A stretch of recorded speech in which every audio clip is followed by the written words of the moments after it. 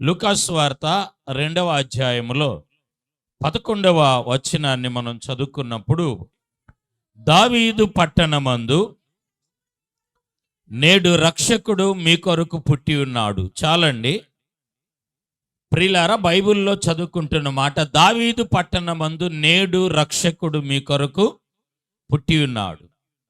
అంటే ఆయన పుట్టింది ఎందుకు అంటే, బైబిల్ గ్రంథములో మనం చదువుకున్నప్పుడు ఆయన సర్వమానవాళి యొక్క రక్షణ కొరకు, ప్రజలందరికీ కలగబోవు మహా సంతోషకరమైన స్వార్థమానము అంటాడు.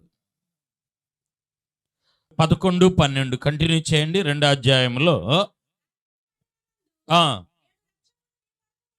పుట్టినాడు క్రీస్తు, ఆనవాలు చుట్టబడి చెప్పెను, ఉండి మహిమయు సమాధానము కలుగునుగాక. గట్టిగా దేవునికి స్తోత్రాలు చెల్లిద్దామండి. ప్రియులారా, ప్రజలందరికీ, తనకిష్టులకు సంతోషము సమాధానము అని రాయబడుతూ ఉంది. అంటే యేసుక్రీస్తు వారి యొక్క జననము అక్కడ రాస్తున్నాడు. లోక సర్వమానవాళికి రక్షణ, సర్వమానవాళికి ఏమన్నాడంటే సంతోషం.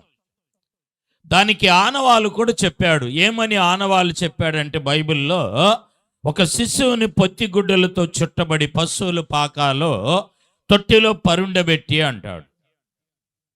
ఇవన్నీ కూడా యేసుక్రీస్తు వారి యొక్క జననానికి రుజువులుగాను, యేసుక్రీస్తు వారి యొక్క పుట్టుకు, ప్రియులారా, మరి ఇవన్నీ ఆధారాలుగాను, అలాగనే యేసుక్రీస్తు వారి ప్రియులారా లోక రక్షకుడు అంటానికి సాక్ష్యాలుగా మనం చూస్తూ ఉన్నాం. యేసు ప్రభు వారు 2వ అధ్యాయం 11వ వచనములో ప్రజలకు, అంటే ఆయన రక్షణను కలుగు చేయటానికి ఈ లోకానికి ఏమయ్యాడంటే మానవాళి కొరకు ఆయన నరుడుగా జన్మించాడు. ఆయన నరుడుగా జన్మించాడు. దేవుని వాక్యముల నుండి కొన్ని మాటలను మనం చూచినప్పుడు, ప్రియులారా, మరి లూకాసు వార్త 19వ అధ్యాయం 10వ వచనములో ఏమని రాయబడుతుందంటే, నశించిపోతున్న వారిని వెదకి రక్షించటానికి మనుష్య కుమారుడు లోకమునకు వచ్చెను. నశించిన దానిని వెదకి రక్షించటానికి మనుష్య కుమారుడు ఈ లోకానికి ఆయన వచ్చెను అని బైబిల్లో రాయబడుతూ ఉంది. అంటే ప్రియులారా, ఆయన పుట్టెను. లూకాసు వార్త 2:11 దేవుని వాక్యములో రాయబడుతున్న మాట, బైబిల్ గ్రంథములో నుండి నశించిన దానిని లూకా 19:10 ఏమన్నాడంటే, వెదకి రక్షించటానికి మనుష్య కుమారుడు ఈ లోకానికి వచ్చాడు. ఈ లోకానికి ఆయన వచ్చాడు. బైబిల్ గ్రంథములో మనం చదువుకుంటున్నప్పుడు ఇలాగా మనం చదువుకుంటూ చూస్తూ వెళ్ళినట్లయితే, బైబిల్ గ్రంథముల నుండి 1 యోహాను పత్రిక 5వ అధ్యాయము 4, 5 వచనాలను మనం చదివినప్పుడు, ప్రేమించుట కావు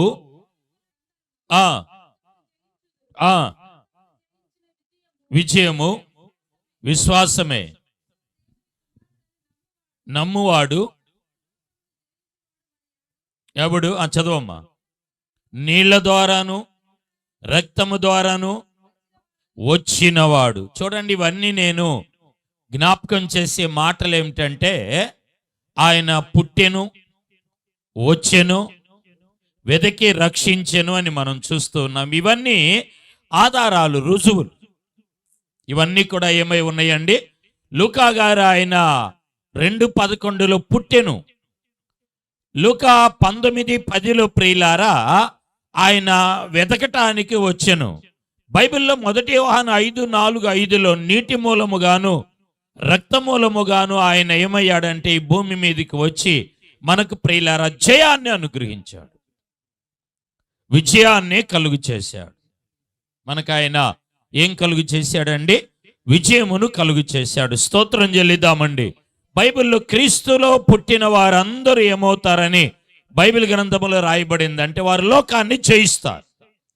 ఈరోజు క్రిస్మస్ సందర్భంలో, ఈ పండగ సందర్భాల్లో ప్రియులారా, పండగ సందర్భంలో యేసుక్రీస్తు వారి యొక్క జనన సందర్భములో, పుట్టుక సందర్భములో ఆయన ఎందుకు వచ్చాడు, ఆయన ఎందుకు పుట్టాడు, ఆయన ఎందుకు వెతుకుతున్నాడు, ఆయన ఎందుకు వెతుకుతున్నాడు, ఆయన వెతుకుతున్నాడు లూకా గారు చెప్తున్నాడు. ప్రియులారా, ఆయన వచ్చెను లూకా గారు చెప్తూనే ఉన్నాడు.